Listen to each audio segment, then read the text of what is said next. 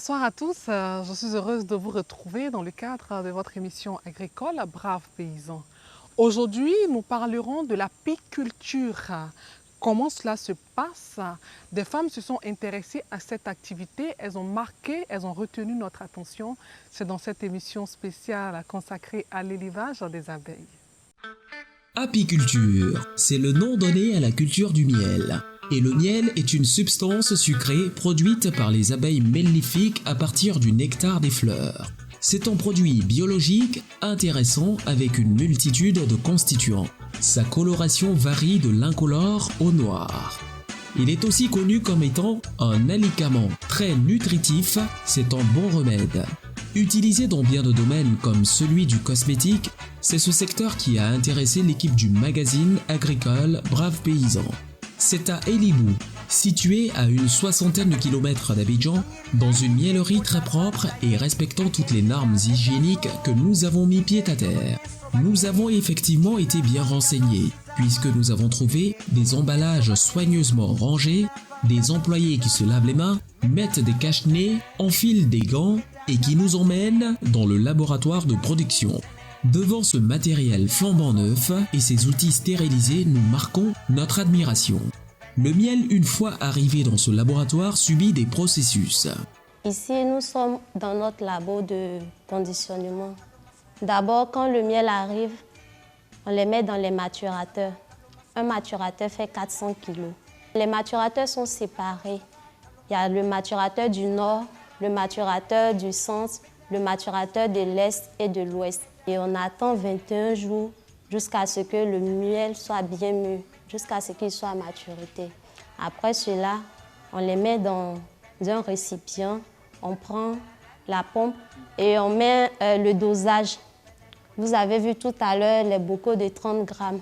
Les bocaux de 30 grammes, quand on programme, c'est un travail à la chaîne. On dépose les bocaux et on met le miel dedans.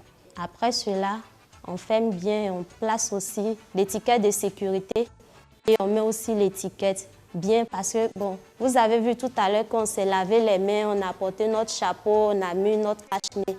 Parce que pour une question d'hygiène, pour de santé, on ne doit pas rentrer là-bas les mains sales. On ne doit pas aussi parler dans le labo. Tout doit se faire de manière hygiénique.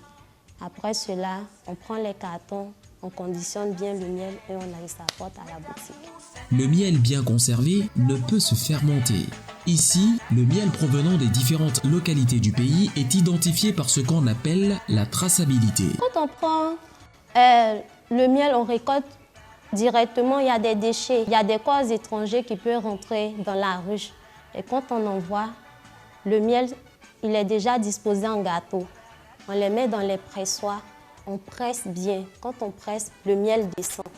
On racle, on le met dans le maturateur. Quand on met dans le maturateur, tous les corps étrangers restent à la surface et le miel, en tout cas, ça filtre. Il y a une tamis dans le maturateur et le miel reste. Quand on ouvre le robinet, il n'y a pas de corps étrangers dedans. Quand tous les corps étrangers restent en surface, ces corps-là aussi, il y a la scie. Avec cette scie, nous avons ces belles bougies que vous voyez. On prend pour s'épiler en cosmétique. La scie aussi, on prend pour entretenir les meubles. La scie aussi rentre aussi dans la fabrication des cirages de vos chaussures en cuir. Nous avons aussi les grains de pollen que nous pouvons récolter à partir de la ruche. C'est très bon pour la santé, ça lutte contre l'anémie. Ça contient tous les éléments aussi, du fer, du calcium, de l'enzyme. Mais où ce miel est-il cultivé avant d'arriver dans ce laboratoire? Comment ce miel est produit? Dans quelles conditions est-il produit? Quelles sont les précautions à prendre? C'est pour répondre à toutes ces interrogations que nous nous sommes rendus dans le campement de culture dénommé Elohim dans le village de Boussoué, dans la sous-préfecture de Bolouville. Une fois fabriquées, les ruches sont installées à différents endroits pour capturer les abeilles. Elles sont ensuite toutes réunies dans un endroit pour constituer le rucher. Les colonies d'abeilles piégées travaillent tout le temps. Elles vont prendre du pollen et des sèves de certains arbres pour leur nourriture, surtout en grande et petite saison. Tous ces phénomènes nous sont expliqués par ce jeune technicien. L'apiculture, c'est l'élevage des abeilles. L'élevage des abeilles qui consiste à fabriquer des ruches et à capturer des essaims d'abeilles pour les transformer en colonies qui vont nous produire du miel. Et pour fabriquer les ruches, nous avons besoin de bois qui est constitué de parterres, de corps de ruches, de toits et de cadres. Et quand on a fini de fabriquer la ruche, nous passons à une phase qui est le trempage en y ajoutant de l'acide gaufré pour attirer les abeilles. Parce que sans l'acide gaufré, les abeilles auront du mal à entrer dans les ruches. Après la fabrication des ruches, nous posons les ruches pièges sur un périmètre de 1 à 5 km² pour attirer les abeilles qui vont essaimer. Et quand nous avons capturé les colonies, nous créons un rucher qui est le village des abeilles pour nous faciliter le travail sur le terrain. Après la pose des caisses à essaim, nous contrôlons l'évolution des abeilles et quand elles ont déposé du miel, nous venons les récolter au rucher. Pour installer les ruches, c'est en période de floraison, en grande floraison ou en petite floraison. Petite saison sèche et grande saison sèche.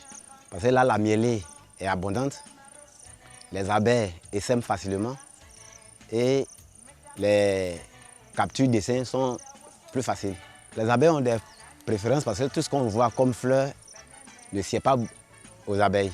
Il y a des fleurs qui sont plus prisées, comme le palmier, le fromager, le caféier, l'anacarde. Les fleurs déterminent un peu leur stock en miel. Si c'est des fleurs qui donnent en 6 jours de floraison, le stock de miel sera un peu petit par rapport au champ de palmier qui fleurit au moins 6 fois dans l'année. Chaque abeille qui va sortir matin pour rentrer à une certaine heure rentre directement dans sa colonie. Il y a 3 sortes d'abeilles. Il y a les ouvrières qui font tout le travail, ce sont les femelles. Il y a les mâles qui sont les faux bourdons, qui ne font rien sauf féconder la reine une fois dans leur vie. Et la reine qui vit 5 à 7 ans. Parce qu'elle est nourrie à la gelée royale et au miel. Donc, les ouvrières qui font tout le travail ne se mélangent pas au mâle. La reine, elle ne sort jamais.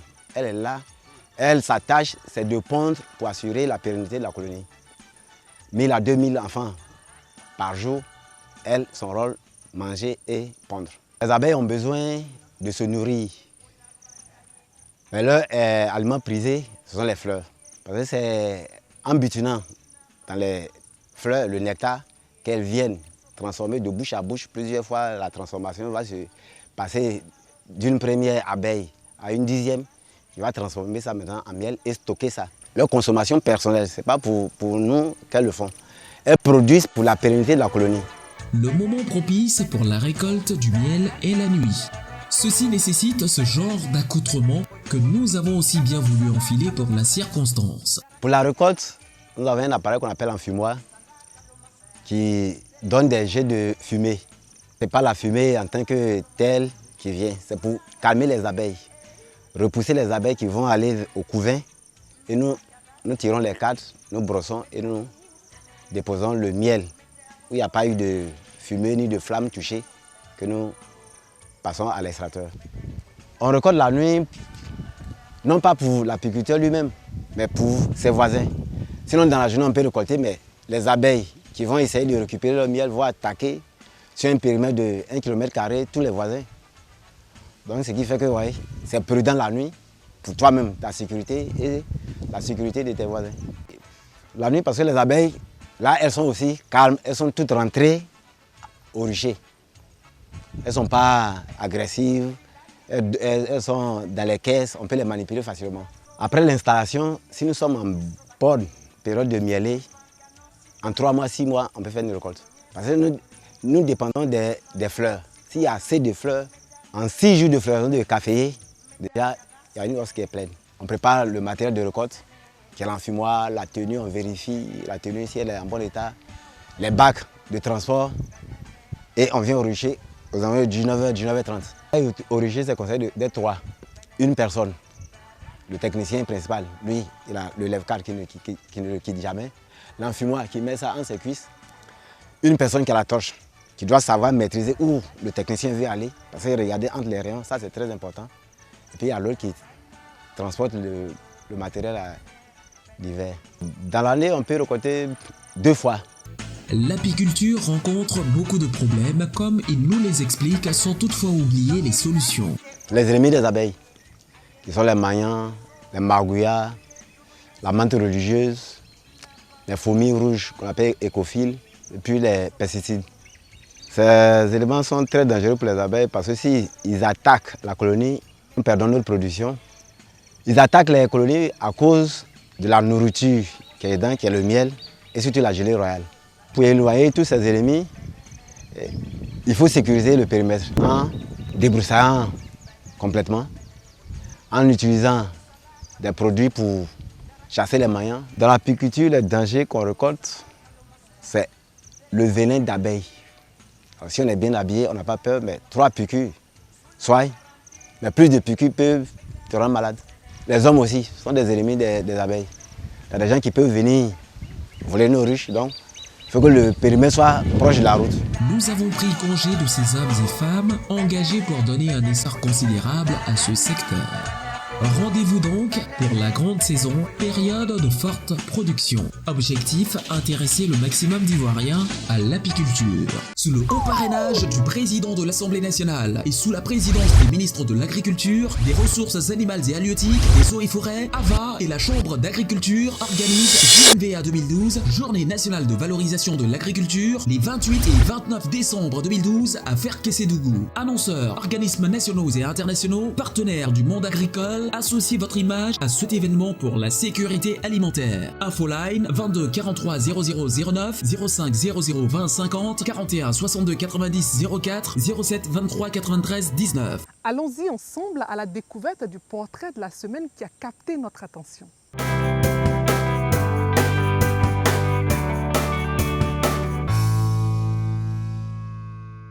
Derrière cette petite unité productrice de miel se trouve une brave femme, très attentionnée aux moindres détails afin de livrer du miel de qualité aux clients et à tous ceux qui la sollicitent. Pour cela, elle ne lésine sur aucun moyen. Après avoir fait un tour au bureau pour recevoir des partenaires et donner des instructions à ses employés, elle se dirige au rucher. Après avoir placé ses ruches avec soin sur des palmiers pour piéger les abeilles, elle prend ceux qui en ont capturé pour les conduire au rucher. Habillée dans une combinaison adaptée pour la circonstance, elle nous parle de ses débuts et de son amour pour ce secteur. J'ai appris auprès d'un apiculteur de renom du nom de M. Kofi Victor. Et j'ai été attirée par cette culture parce qu'en plus du fait qu'elle donne vie à des abeilles, c'est une culture qui n'est pas du tout prenante, qui ne prend pas d'espace. On n'a pas besoin d'être propriétaire terrien ou avoir une forêt à soi pour pouvoir faire cette culture. On élève les abeilles et les abeilles à leur tour nous nourrissent et nous soignent. On a des champs, on fait des cultures de cacao, de palmiers, d'EVA aussi. Et on accompagne ces cultures avec l'élevage d'abeilles parce que grâce au butonnage des abeilles, on multiplie notre production. Et en plus du fait que ce n'est pas une activité prenante, on peut le dire qu'on le fait à des moments perdus. Pourtant, la rentabilité est plus importante que les autres cultures qui nous prennent tout le temps. On donne plus de temps aux cultures qu'aux abeilles parce qu'une fois dans la semaine, on peut passer voir, une fois qu'on a créé le rucher ou bien même qu'on a fait le piégeage, pendant qu'on s'en va s'atteler à d'autres activités champêtres, on jette un coup d'œil pour voir si la ruche a piégé, c'est-à-dire si on voit des colonies, des abeilles qui se sont installées dans notre ruche. À partir de ce moment, on vient l'installer selon le circuit qu'on vous a présenté. Le miel, on le sait, présente beaucoup de vertus. Très exigeante sur la qualité du miel produit, elle n'achète pas les tout venants, mais auparavant, elle assure la formation aux personnes avec qui elle prend le miel et qui respectent les normes de culture et d'hygiène. Le miel produit obéit aussi à un circuit de commercialisation. On a compris qu'il y avait un besoin sur le terrain. C'est une filière qui n'est pas du tout développée. Parce que jusque-là, quand on a besoin d'acheter du miel, il faut demander à un parent, un ami qui aurait une connaissance, qui a un peu de miel chez soi. On s'adonne à d'autres cultures qui sont, je peux dire, peut-être moins rentables. Quand je prends le kilo de cacao, ça varie tout le temps. Pourtant, le kilo de miel, on part à 1500, on peut aller au-delà. on ne va jamais en dessous. Donc voilà une bonne activité. Donc s'il y avait des collectes pour collecter tout ce miel, les gens savent qu'en faisant cette culture, ils vont à un endroit vendre le miel. Donc c'est à cet effet qu'après les ruchers, on s'est dit qu'il va falloir suivre un circuit de commercialisation et puis de finition pour que les gens aient ça sur leur table ou bien dans leur domicile. Donc après le rucher ici, on récolte le miel. On a un collecteur qui récolte le miel. Le collecteur vient avec tout ce qu'il faut comme équipement. Quand on parle en ce moment, tout le monde veut de l'hygiène, tout le monde veut pouvoir tracer jusqu'à arriver à la source d'un produit pour détecter s'il y a un problème. Donc pour pouvoir suivre cette traçabilité, on a des collecteurs qui viennent avec des bacs, qui récoltent même le miel avec les agents de chez nous, qui vont à la miellerie, vont faire tout le traitement qu'il y a à faire et puis on les retrouve dans les pots. On utilise du matériel de luxe en matière alimentaire qui est le verre, bien coché avec la mesure de sécurité qu'on écoule sur nos marchés. Pour certains, le miel servi avec des saletés et des corps d'abeilles est le meilleur. Sur ce chapitre, elle nous donne une réponse déroutante. Ceux qui font la culture traditionnelle de miel, je ne pense pas qu'ils puissent s'installer, ils puissent prendre toutes ces précautions. Donc ils prennent tout ensemble et avec l'utilisation du feu, ils brûlent, je peux dire, l'essentiel même qui fait la vertu. C'est qu'on recherche dans le miel. Pourquoi on dit que c'est bon pour le corps, c'est cosmétique, c'est alimentaire et tout ça. Finalement, on n'a rien de tout ça, à part peut-être le goût sucré. Voilà. Donc, moi, je peux dire que mon miel, il est bon parce que je respecte tout. On fait des analyses très souvent au niveau des laboratoires parce que les clients au niveau international nous l'exigent. Cette culture que j'appelle culture moderne d'abeilles, cet élevage que nous faisons avec les ruches, je dis c'est moderne, c'est bénéfique pour nous parce que l'espèce ne va pas disparaître. Elle s'y rend 2 fois par semaine. Ses collaborateurs témoignent de son courage et de son amour pour le travail bien fait. Madame Kamsi est une dame très battante. C'est une dame qui a aimé vraiment l'apiculture. Elle a pris à bras le corps. À tout moment, quand on la voit, bon, c'est une personne, elle est toujours, disons, à la recherche des idées pour faire améliorer la structure, disons la filière. Ce que je peux dire sur Madame Kassi, c'est que c'est une femme très très battante, très avenante, qui persévère beaucoup. Elle touche un peu à tout, toutes sortes de métiers. C'est la dame quand tu la vois au plateau, au bureau, et puis tu la retrouves au champ, c'est pas la même personne. Bien sûr que je veux la ressembler en tant que femme, en tant que battante, elle se bat beaucoup, elle ne dort pas. En 5 ans de collaboration, je peux dire que c'est une femme, c'est un modèle.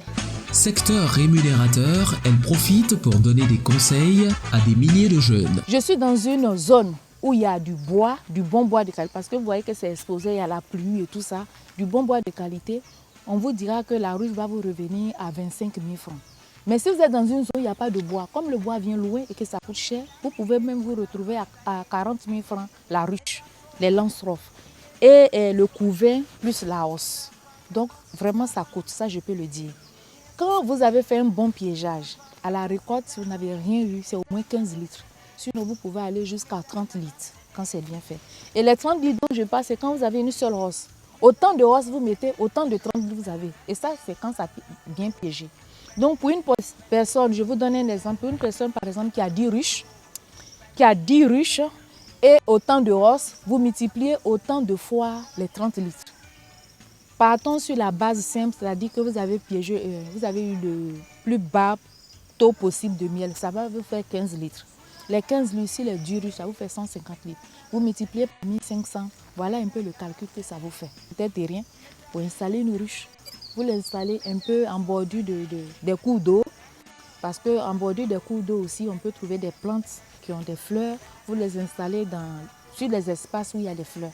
Et en Côte d'Ivoire, on a cette chance. Partout où vous allez installer votre ruche, il suffit qu'il y ait des plantes, des fleurs, vous allez avoir du miel. Peu développée en Côte d'Ivoire, ses attentes pour ce secteur sont grandes. Pour elle, l'État doit s'y intéresser un tant soit peu. L'apiculture protège la faune et peut absorber le maximum de jeunes en quête d'emploi.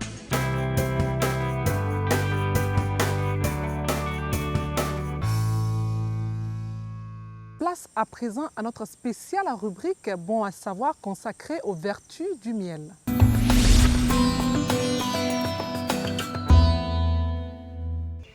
Ici, nous avons du miel de bonne qualité. Le miel de bonne qualité, au fond de la bouteille, vous ne voyez aucun dépôt. Au-dessus se trouvent la cire et les autres produits de la ruche, le pollen et la gelée royale qui enrichissent le miel et lui donnent toute sa saveur, tous ses principes nutritifs et toutes ses vertus thérapeutiques. C'est un aliment complet, une véritable panacée et un véritable remède. Le miel est préférable au sucre blanc qui est du sucre raffiné qui ne contient que du saccharose. Le miel, produit naturel, contient du glucose, du fructose, des sels minéraux, des vitamines, des oligo-éléments, tout ce qui est essentiel au bon fonctionnement de l'organisme. Le miel est un aliment des plus énergétiques. Il contient des substances vivantes qui interviennent dans le métabolisme cellulaire et assurent la santé de l'homme. L'enfant, pour son petit déjeuner, peut consommer le miel à la place du sucre raffiné. Le miel dans du bon lait chaud est un revitalisant naturel, est un aliment énergétique. Et l'enfant qui en milieu scolaire, en âge scolaire, est en bonne santé pour suivre assidûment les cours qui lui sont dispensés. Donc, dans les états de vieillesse, dans les états de fatigue, dans les états de maladies neurologiques, les neurasthénies qu'on sort, la gelée royale consommée donne beaucoup de vitamine B et améliore l'état des patients. Le propolis est le troisième élément qui entre dans la composition du miel. C'est un puissant antibiotique naturel, efficace dans toutes les maladies infectieuses à germes microbiens tels que les staphylocoques, les streptocoques, les colibacilles. Donc, il peut être utilisé quotidiennement pour prévenir toutes ces maladies-là. Et c'est un puissant antibiotique qui ne souffre pas des inconvénients des antibiotiques chimiques.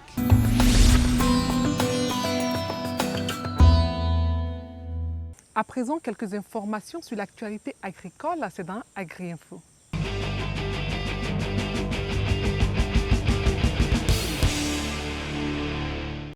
Après le succès retentissant de la première édition de la Journée nationale d'hommage aux valeureux paysans de Côte d'Ivoire, JNVA, organisée au Golf Hotel d'Abidjan et avec le soutien de ces braves paysans, l'Agence pour la valorisation de l'agriculture AVA lance la JNVA 2012, baptisée Caravane de découverte des potentialités agricoles de nos régions. La JNVA 2012 s'inscrit comme une contribution à la vulgarisation du PNIA. En effet, le gouvernement vient de procéder au lancement d'un programme national d'investissement agricole qui ambitionne de repositionner l'agriculture ivoirienne comme principal pourvoyeur d'emplois et d'atteinte de l'autosuffisance alimentaire à l'horizon 2015. Cette activité, dont le lancement officiel aura lieu à Ferkessédougou du 28 au 29 décembre 2012, est accueillie par la population de ce département avec beaucoup de ferveur.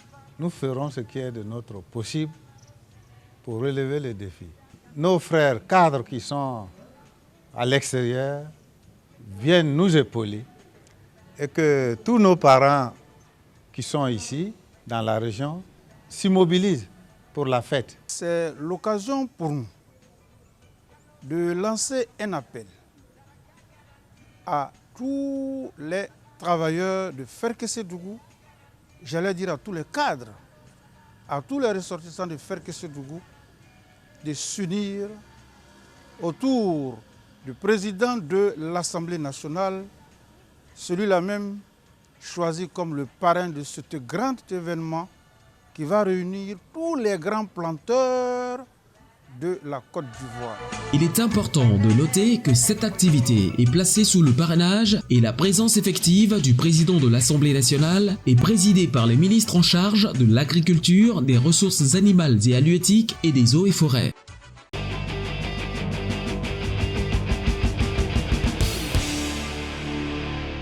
C'est terminé pour aujourd'hui. Je vous donne rendez-vous dans 15 jours avec un autre thème, toujours dans votre émission agricole à Braves Paysans. Pour toute information complémentaire, vous pouvez nous appeler à l'adresse qui s'affiche au bas de votre petit écran. Nous invitons tous les partenaires du monde agricole à associer leur image à cette émission qui valorise l'agriculture dans toute sa diversité et qui fait la promotion de tous nos braves paysans. Que Dieu protège la Côte d'Ivoire. À très vite.